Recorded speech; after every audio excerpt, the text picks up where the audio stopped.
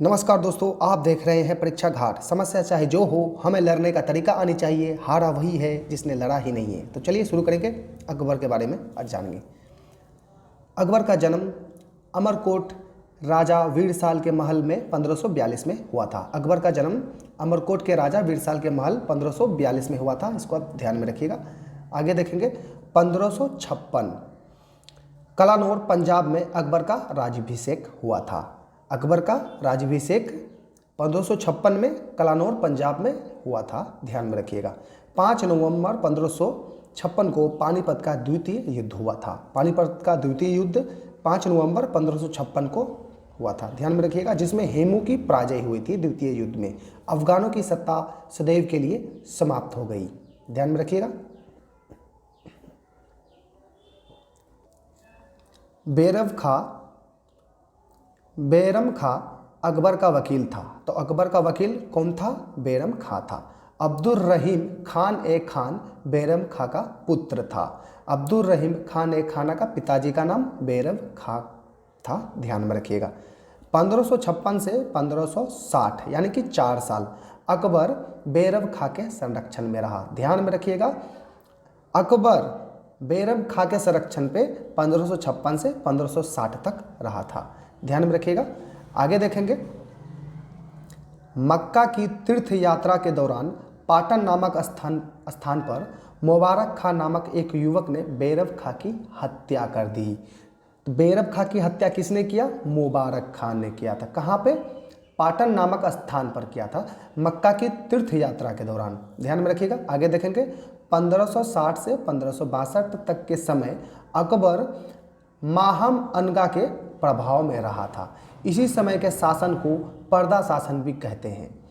1560 से 1562 तक के शासन को पर्दा शासन भी कहते हैं, ध्यान में रखिएगा। चलिए आगे देखेंगे। अकबर के दरबार में को सुशोभित करने वाले 9 रत्न थे। तो देखेंगे 9 रत्न कौन कौन है?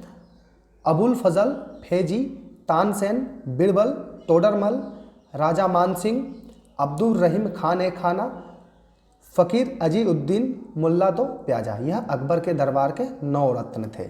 चलिए आगे देखेंगे।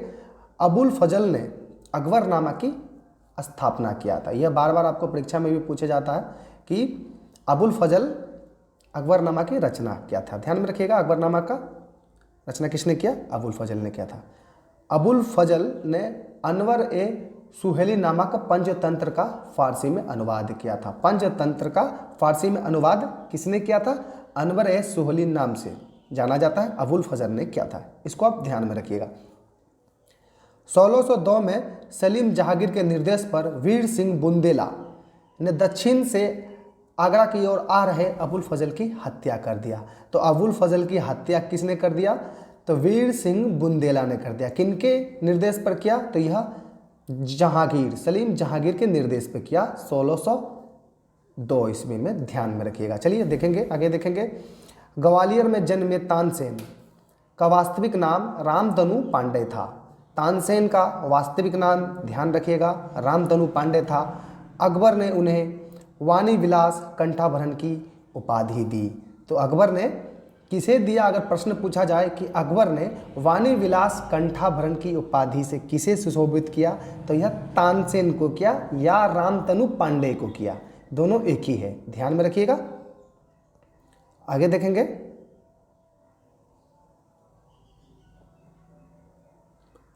बीरबल के बचपन का नाम महेश दास था। अकबर द्वारा चलाए गए दीन ए इलाही को स्वीकार करने वाला एकमात्र हिंदू बीरबल था। यूसुफ जाई के विद्रोह को दबाने के दौरान बीरबल की हत्या भी हो गई, ध्यान में रखिएगा। बीरबल की हत्या कैसे हो गई? यूसुफ जाई के विद्रोह को दबाने के दौरान इनकी हत्या हो गई। चलिए, इनका बचपन का नाम महेश दास था बीरबल का। 1575 में अकबर ने इबादत खाना की स्थापना किया। तो इबादत खाना की स्थापना अकबर ने किया, 1575 में किया, ध्यान में रखिएगा। अकबर के दीवान तोडरमल ने 1580 में 10 साला बंदोबस्त लागू किया। तो 10 साला बंदोबस्त किसने लागू किया?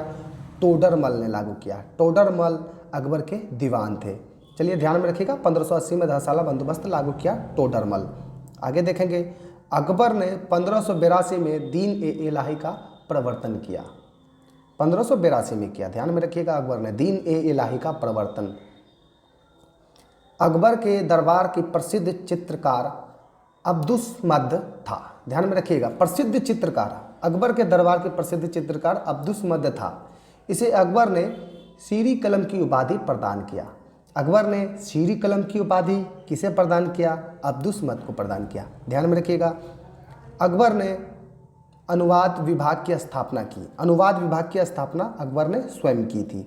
ध्यान में रखिएगा, अब्दुल कादिर बदायूनी के नेतृत्व में एक समूह ने रामायण की फारसी अनुवाद किया था। तो किसके नेतृत्व में क्या हुआ था यह? तो अब्दुल कादिर बदायूनी के नेतृत्व में हुआ था, रामायण का फारसी में अनुवाद हुआ था।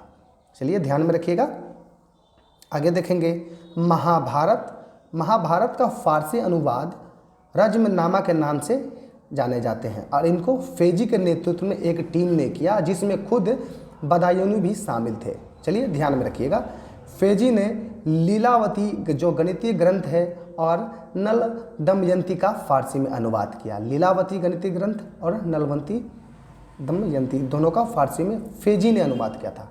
चलिए ध्यान में रखिएगा, अकबर के समकालीन प्रसिद्ध सूफी संत शेख सलीम चिश्ती थे। अकबर के समकालीन प्रसिद्ध सूफी संत सलीम चिश्ती थे।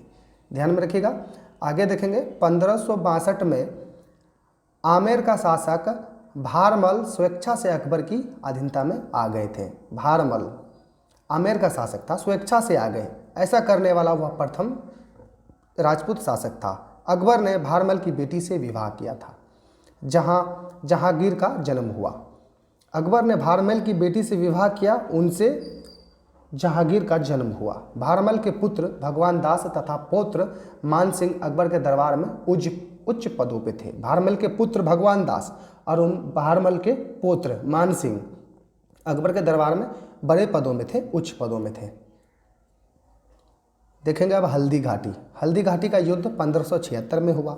मेवाड़ के शासक महाराणा प्रताप तथा अकबर के सेनापति मान सिंह के बीच युद्ध हुआ जिसमें महाराणा प्रताप की हार हुआ।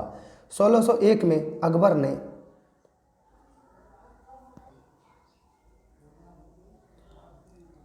दक्षिण में खानदेश पर हमला कर असीरगढ़ के किले छीन लिया। यह अकबर का अंतिम सैन्य अभियान था। ध्यान में रखिएगा, 1601 में अकबर ने दक्षिण में खानदेश पर हमला कर असीरगढ़ के किले को छीन लिया।